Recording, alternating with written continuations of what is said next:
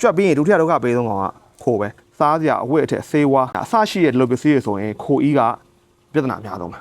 အားလုံးမင်္ဂလာပါကျွန်တော်ကတော့ Well Specialist ကိုနိုင်ကဖြစ်ပါတယ်ဒီနေ့ကျွန်တော်ပြပြမယ့်အကြောင်းအရာကတော့ခိုတွေပေါ့ဗျာနော်ကိုတော်မှာဒုက္ခပေးနိုင်တဲ့ခိုပြဿနာတွေခိုအီးပြဿနာတွေအဲ့ဒါနဲ့ပတ်သက်ပြီးတော့ဆွေးနွေးတော့မှာဖြစ်ပါတယ်အဲ့တော့မိတ်ဆွေကိုမြင်တဲ့နေရာဆိုရင်ကိုတော်ထဲမှာတွေ့ရလေးရှိတဲ့ငှက်တိုက်တွေပေါ့ဗျာနော်ငှက်တိုက်တွေငှက်မွှေးတွေခိုအီးနော်ဒါတွေကမြန်မာနိုင်ငံမှာဆိုကိုရိုနာဗိုင်းရပ်စ်မှာအဲ့ပြဿနာရှိတယ်ကြွက်ပြီးရင်ဒုတိယဒုက္ခပေးဆုံးကောင်ကခိုပဲကိုတော်လုံးဝ share ဒုက္ခပေးလို့ရတဲ့ကောင်လေးပဲအဲ့တော့သူ့ကိုဘယ်လိုခေါ်ကြလဲဆိုတော့အင်္ဂလိပ်လို a rat with the wings ပေါ့နော်အတောင်မှန်ပါတဲ့ကြွက်လို့တော့သူတင်စားပြီးခေါ်ကြတယ်ခိုကြောင့်ဖြစ်တဲ့ပြဿနာဘာတွေဖြစ်နိုင်လဲအဲ့ခိုအီးကပစ္စည်းတွေကိုပေးတဲ့အခါမှာသူ့ရဲ့အီးကိုကတိုက်စားတယ်ဗျာနော်ဥပမာမိတ်ဆွေကရင်တွေသိမ်းတယ်လေသုံးဆက်တွေသိမ်းတယ်မီးဆက်တွေသိမ်းတယ်အစရှိတဲ့အဲ့လိုပစ္စည်း unit အကြီးတွေတိုင်းထားရတဲ့ပစ္စည်းတွေဆိုလေအဲ့ခိုအီးပါလိုက်တာခိုရဲ့အီးကဓာတ်ရိုက်ကျသွားတာနဲ့သူကဆေးတွေရောင်းနေမှာအဲ့ခိုအီးကိုတောက်လိုက်တာနဲ့အဲ့ထဲမှာရှိတဲ့အနီအောင်ဆိုရင်ပိုင်းအောင်လို့ဖြော့လေးဖြစ်သွားဂတ်ထုပုံးတွေဆိုရင်တော့အဲ့ဒီဒဏ်ကနည်းနည်းတော့တက်တာရဒါပေမဲ့လည်းကိုက customer ကိုပေးရတဲ့ခိုင်မှာ primary packaging ပေါ့နော်အဲ့ဒါဂတ်ထုပုံးဖြစ်တယ်ဆိုရင်အဲ့ဆိုမကောင်းမြန်ဘူးပြီးတော့ supply chain မှာပို့ဆောင်ရတဲ့အခါတွေမှာလည်းဒီခိုအီးတွေပေးနေဂတ်ထုပုံးတွေတိတ်အဆင်မပြေဘူးဗျာသူပြင်ကိုကစားစရာအဝတ်အထည်ဆေးဝါးအဆရှိတဲ့ဒီလိုပစ္စည်းတွေဆိုရင်ခိုအီးကပြဿနာအများဆုံးပဲအဲ့တော့နံပါတ်1က product damage နံပါတ်2ကကျတော့ property damage တော့ခိုအီးရှိတဲ့အခါမှာအဲ့ဒီအဆောက်အဦတွေကအရန်ကိုရုပ်ပြတ်တာဗျပြီးတော့သူကခိုအီးကတန်ကြီးကြိုက်ဖို့လည်းအရန်လွယ်တယ်သူမှတိုက်စားတဲ့တတိရှိတာကြောင့်ခိုတွေနားတဲ့နေရာအောက်မှာရှိတဲ့တန်ပင်းတွေအချောင်းတွေပေါ့နော်အဲ့ကောင်တွေဆိုရင်ခဏလေးနဲ့တိုက်စားပျက်စီးလွယ်တယ်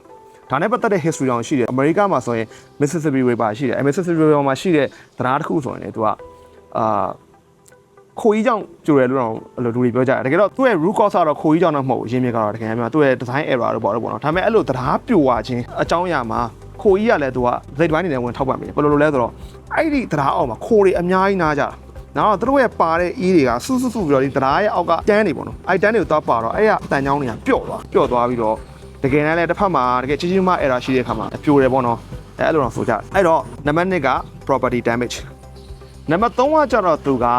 health issue ဒီခိုအီးရှိရဲ့နေရာမှာနေတဲ့လူတွေဥပမာမိတ်ဆွေရဲ့အိမ်ကအပေါ်ဆုံးတဲ့အခေါင်မိုးမှာဒီစလင်ထဲမှာခိုရှိတယ်ဆိုရင်ဒီကောင်လေးရှင်းသိတာပဲဗျာအဲ့တော့ညီးတန်နေကြမ်းသူတို့ရဲ့အီးပေါ့နော်အဲ့အီးရဲ့အနံ့ကမသိမတာပဲကိုယ့်ကိုအဆုတ်ယောဂဖြစ်စေတယ်ကလေးငယ်ဆိုပိုသိတာအရန်ကိုဒီခိုကဒုက္ခပေးတယ်သူတို့ရဲ့အသက်ရှူလမ်းကြောင်းဆိုင်ရာယောဂတွေပေါ့နော်အဲ့ဒါတွေဖြစ်တယ်ကိုတောင်တွေမှာလည်းလားတူပဲတချို့စက်ရုံတွေမှာဆိုရင်အဲ့ဒီခိုတွေအများကြီးပါထားတော့လေအောက်မှာဆိုဖွေးနေရပဲခိုကြီးရောဝန်ထမ်းတွေအဲ့ဒါမှမသိဘူးငိုတို့ထိုင်နေကြတယ်တချို့ဆိုလှဲအိတ်နေကြတယ်အဲ့ဒါမှအလုပ်လုပ်ကြတယ်အဲ့ရအနံ့နေကိုကအမြဲရှူတဲ့အခါမှာကိုယ့်ရဲ့ရေရှည်ကျန်းမာရေးအတွက်တော်တော်လေးမကောင်းအဲ့တော့ health issue ၄ခုမြောက်ကတော့ဘာ issue ရှိလဲဆိုတော့ fire risk ရှိတယ်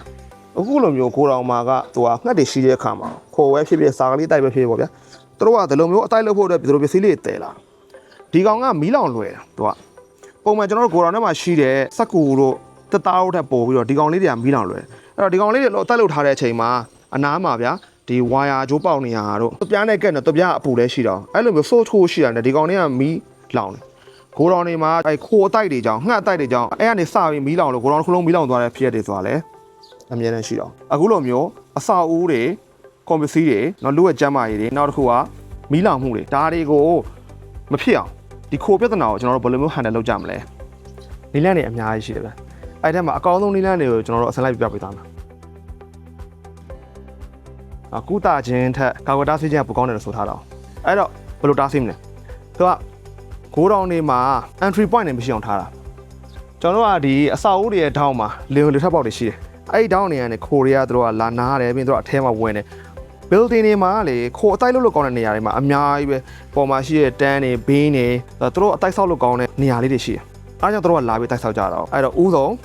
အထဲကိုမဝင်အောင်တားဆီးရမြန်မာနိုင်ငံမှာအဆောက်အဦတွေဆောက်တဲ့အခါမှာဒီကိုတောင်တွေပေါ့သူပြင်ဆောက်တဲ့အခါမှာအဝင်ထွက်ပေါက်တွေသူတို့စီစဉ်တယ်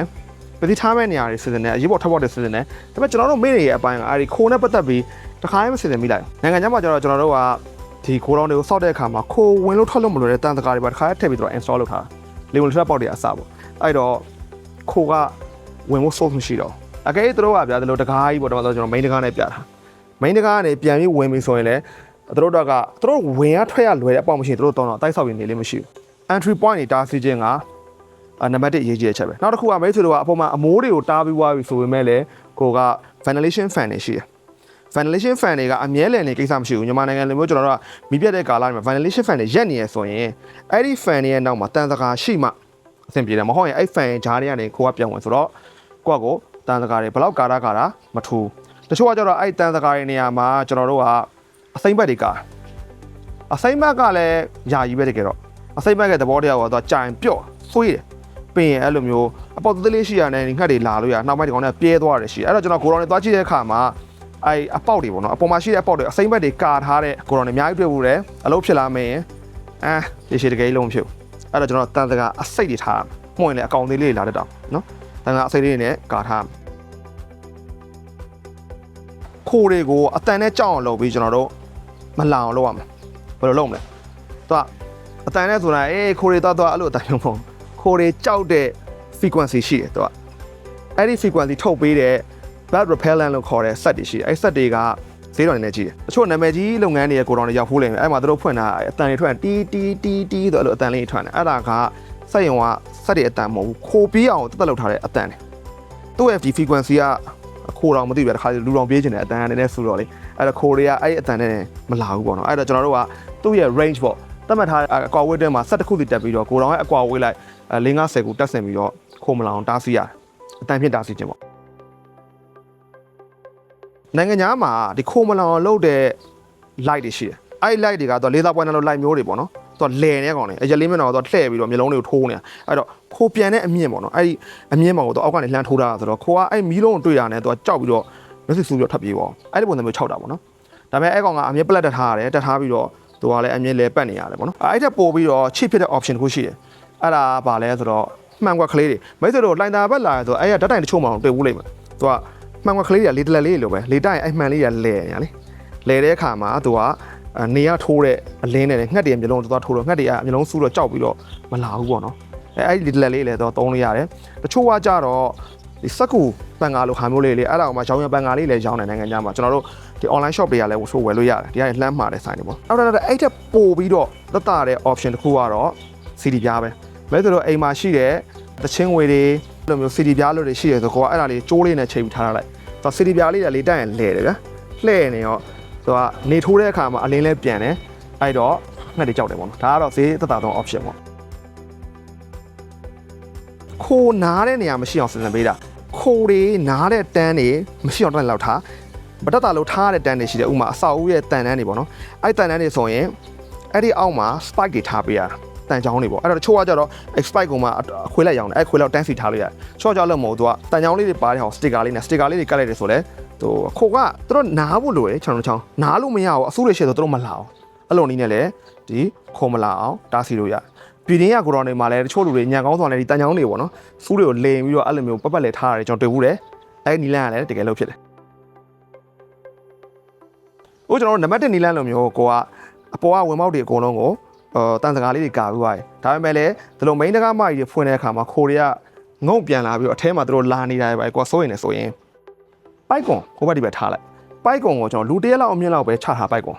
ဒါပေမဲ့ကုန်ကားလာတဲ့ချိန်တို့ forklift မောင်းတဲ့ချိန်တို့သူတို့ကျိုးလေးဆွဲတာနဲ့အပေါ်လိတ်တင်တဲ့ snack လေးကိုကဖန်တီးထားပါတော့ချို့တွေကအဲ့လိုမျိုးသုံးတယ်ပုံမှန်အချိန်တွေဆိုပိုက်ကွန်အောက်ထိချထားတယ်အဲ့တော့ငှက်တွေကတော့အထဲကိုဝင်နေတဲ့အခါမှာလူအရက်လောက်ကိုသူတို့နှိမ့်စင်းသူတို့မပြန်အောင်သူတို့အန်ရများတာသူတို့သိအဲ့လိုနီးနဲ့ပိုက်ကွန်ချထားတဲ့နီးနဲ့လည်း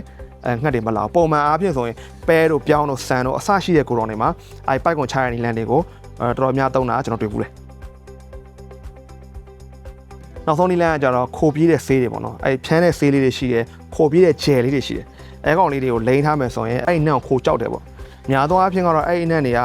ကမစူးတိတ်ပြီးတော့ဟိုချို့တော့မွေးလေးလောင်လာတယ်အဲကောင်လေးဖြန်းထားမယ်ပြုတ်ထားမယ်ဆိုလဲခိုကအဲ့နန့်ကိုသူတို့တော့ကြောက်တော့သူတို့မလာအောင်ဒါပေမဲ့လည်းအဲ့လန့်ကအရင် effective ဖြစ်တဲ့နည်းလမ်းတော့မဟုတ်ဘူးတချို့အဲ့အနန့်ကိုမှရင်နေတဲ့ခိုတွေလာတဲ့ခိုတွေလည်းကျွန်တော်တွေ့ဘူးလေခိုပြဿနာကိုဘယ်လိုမျိုးစနစ်ကြ guide လဲဆိုတာနည်းလမ်း6ခုဖြစ်တယ်အဲ့ကနေမှကျွန်တော်က1ကနေ6ထိကိုတကယ်လုံးတင်သုံးနဲ့နောက်လိုအပ်မှ3ပေါ့အဲ့လို option တွေကျွန်တော်တန်းစီပေးထားတာဖြစ်တယ်ဒီနည်းလမ်း6ခုအပြင်အခြားသိထားမယ့်အချက်တွေလည်းရှိတယ်အဲ့ဒါဘာလဲဆိုတော့မိတ်ဆွေရဲ့ကိုတော်မှာသူကခိုဘာကြောင့်လာလဲပေါ့နော်ခိုကဆောင်းတော့အတိုက်ဆောက်လို့ရရင်လာတယ်နောက်တစ်ခုက food source ရှင်လာတယ်အဲ့တော့မိတ်ဆွေရဲ့ကိုတော်ကစားစရာတွေတိန်းလာအဲ့စားစရာလည်းခိုးတွေပါစားနိုင်လားအဲ့ဒါဆိုရင်တေချာလေး packaging တွေပါဖုံးထုတ်တာအရင်ပြန့်ကျဲမနေနဲ့ပစ္စည်းဖိတ်တာစင်တာမဖြစ်သင့်နဲ့နံပါတ်1ချက်နံပါတ်2ချက်ကမိတ်ဆွေတို့ကိုတော်ထဲမှာတနေ့လောက်ထမင်းစားတာတို့ငုတ်ထုတ်တွေထားတယ်မလုံနဲ့ food source ရှင်စားစရာရှင်ခိုးကလာအဲ့ဒါမလောင်တေချာလေးရှင်းလင်းမိထား ဒါကခိုတယ်မဟုတ်ကြွက်တယ်လည်းအလားတူပဲနော်နောက်တစ်ခုကကြတော့အခုလိုနီလန်းနေလဲသုံးနေပြီဒါပေမဲ့ကိုရော်ထဲမှာငကိုရှိပြီးသားငှက်တိုက်တွေအတွက်ဘယ်လိုလုပ်မလဲနော်ကျွန်တော်တို့ကသူများတိုက်မှာဖြတ်စည်းခြင်းသူများတက်တယ်လည်းမတက်ခြင်းနော်အဲ့တော့ဒီတိုင်းထားပြီးတော့မှဒီကောင်လေးတော့ထားရတော့နောက်ကောင်တွေပဲဘယ်လောက်လုံးမလားအဲ့လောက်ဆိုလည်းမဟုတ်ဘူးဗျခိုကပွားတာတွေမြန်တယ်ပြီးရင်ဟိုအကောင်တွေကလာတယ်အဲ့တော့မတက်နိုင်ဘူးမိတ်ဆွေနေနေကဒီခိုစကင်ပြီဆိုတော့ကိုရော်ထဲမှာရှိတဲ့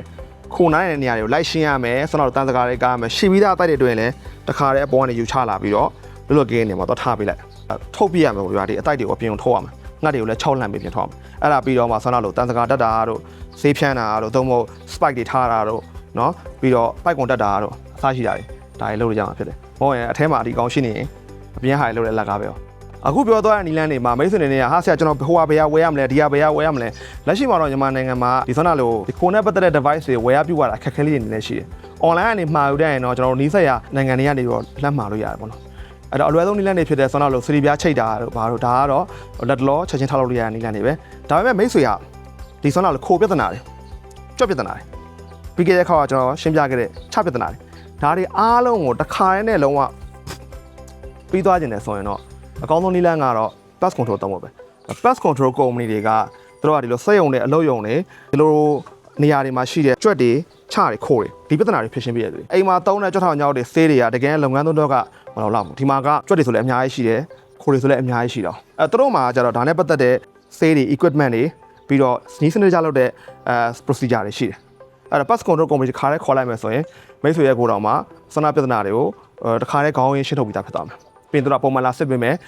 ဒီလိုမျိုးအကောင့်တွေမလာအောင်လိုအပ်တဲ့ဒါစီစီမံမှုတွေလုပ်ပေးတယ်ဒီဗီဒီယိုလေးอ่ะဆိုရင်ကျွန်တော်တို့ရဲ့ Facebook YouTube TikTok အစရှိတဲ့ဒီ channel တွေမှာတင်ထားတဲ့စက်ရုံတွေကိုတော်နေနဲ့ပတ်သက်တဲ့ဒီ pass control အကြောင်းတွေပေါ့နော်အဲ့ဒီဗီဒီယိုလေးတွေရဲ့ comment အောက်မှာလာပြီးတော့ခိုးအတွက်လည်းဗီဒီယိုလေးလုပ်ပေးပါအောင်အဲ့ဒီအတွက်ကျွန်တော်ကဖန်တီးပေးတာဖြစ်ပါတယ်ခိုးနဲ့ပတ်သက်ရင်တော့ဒီဗီဒီယိုကတော်တော်လေးကိုပြည့်စုံသွားပြီဗျဒါကကျွန်တော်ဒီကာလအတွင်းမှာနော်စက်ရုံတွေကိုတော်နေလိုက်လံကြည့်ရှုပြီးတော့အကြံပေးတွေတွေ့ရှိရတဲ့နည်းလမ်းတွေရောကိုတိုင်းဒီ overseas ကိုတော်နေမှာလုတ်ကန်ခဲ့စဉ်ကနိုင်ငံခြားမှာသူတို့ရဲ့ကိုတော်နေမှာလုတ်ခဲ့တဲ့နည်းလမ်းတွေဒါတွေကိုစုပေါင်းပြီးတော့မျှဝေပေးတာဖြစ်ပါတယ်မိတ်ဆွေတို့တွေ့တဲ့အတိုင်းပဲကျွန်တော်လဲနော်ကိုတော်ဆိုတော့တော်တော်လေးတော့ပူနေပြီအဲ့တော့နောက်မှတွေ့ကြတာပေါ့